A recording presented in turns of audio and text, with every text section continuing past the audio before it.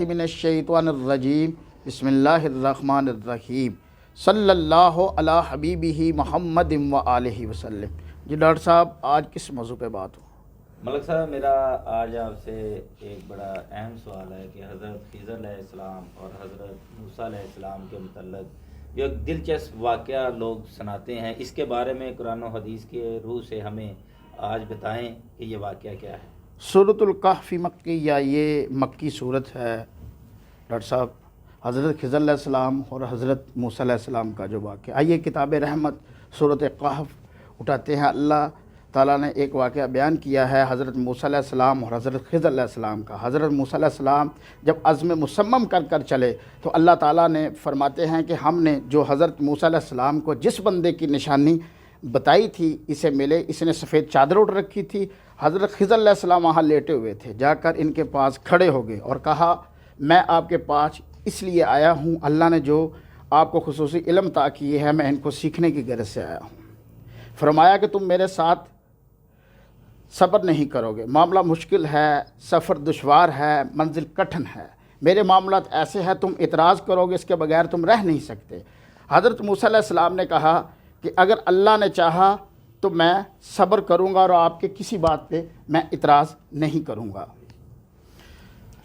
تو قرآن پاک میں فانطلقا، دونوں چل پڑے، دریا کے پار جانا تھا، دونوں سوار ہو گئے۔ کشتی کا جو مالک تھا وہ حضرت خضر علیہ السلام کو جانتا تھا، حضرت خضر علیہ السلام سے اس نے کرایہ بھی نہیں لیا تھا۔ تو حضرت خضر علیہ السلام نے عصا مار کے کشتی کا ایک پھٹا توڑ دیا۔ بے سخت حضرت موسیٰ علیہ السلام نے کہا آپ نے پھٹا توڑ دیا، یہ سارے لوگ ڈوب جائیں گے، تو میرے کاموں میں آپ نے صبر، میں نے کہا تھا نا کہ آپ میرے کاموں میں صبر نہیں کرو گے، آپ پھر بول پڑے۔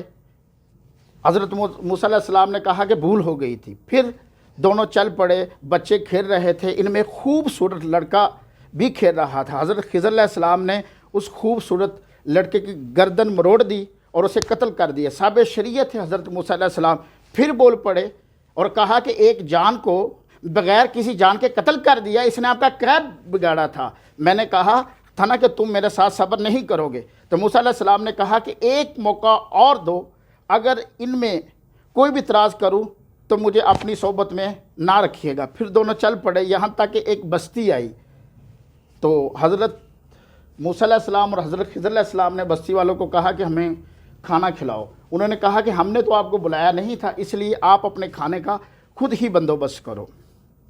تو گزر رہے تھے ایک گلی سے، تو گلی کی دیوار ٹیڑھی تھی، حضرت خضر علیہ السلام نے اس دیوار کو سیدھا کر دیا۔ تو انہوں نے حضرت موسیٰ علیہ السلام بولے کہ انہوں نے ہمیں کھانا تک نہیں دیا، آپ نے ان کی دیوار سیدھی کر دی۔ کہا کہ اب تمہاری اور میری جدائی ہوگی، تم نے اس پر بھی اعتراض کر دیا ہے۔ اب بتاتا ہوں کہ یہ تین کام میں نے کیوں کیے۔ قرآن ہمیں بتاتا ہے کہ کوئی ظاہری علم ہوتا ہے اور کوئی باطنی علم ہوتا ہے۔ پہلی بات کشتی والی، کہ جب میں نے ایک ظالم بادشاہ تھا وہ کشتیاں لوٹ رہا تھا، اور یہ جس کشتی میں ہم سوار تھے، دو مسکین بچوں تھے، ان کے گھر کا چولہا اس کشتی سے چلتا تھا، تو میں نے اس پر عیب لگا دیا۔ وہ ظالم بادشاہ اس کشتی کو چھوڑ کے چلا گیا اور ان کے گھر کا بچوں کا چولہا بھی چلتا رہا۔ تھوڑے سے پیسے لگا کے انہوں نے کشتی کو دوبارہ ریپیئر کروا دیا۔ کہا میں نے غلط کیا یا صحیح کیا۔ پھر دوسری بات رہی کہ بچے کھیل رہے تھے، ایک جوان بچے کی میں نے جو گردن مروڑی تھی وہ اس لیے مروڑی تھی کہ ان کے والدین جو تھے بڑے صالح اور نیک تھے، بچے نے بڑا ہو کر برا ہو جانا تھا، تو بچے کی وجہ سے ان کے والدین پر اس کا اثر پڑنا تھا، اس لیے بچے کا میں نے قتل کر دیا، اور اللہ تعالیٰ ان کو بہتر اولاد عطا کرے گا۔ علماء تفسیر بتاتے ہیں کہ اس والدین کے گھر اللہ نے بچی پیدا کی، بچی سے 70 نبی پیدا ہوئے۔ تیسری بات یہ کہ دیوار سیدھی کی تھی، بچے تھے، ان کے والدین بڑے نیک تھے، اگر دیوار گر جاتی تو لوگوں نے وہ خزانہ اٹھا کے لے جانا تھا، اگر وہ لوگ نہ لے جاتے تو بچے خزانہ حاصل کر لیتے، تو بچوں نے بچپنے میں ہی وہ خزانہ ضائع کر بیٹھنا تھا۔ دیوار اس لیے سیدھی کی ہے، دیوار اب اس وقت گرے گی جب انہیں خزانے کی ضرورت ہوگی۔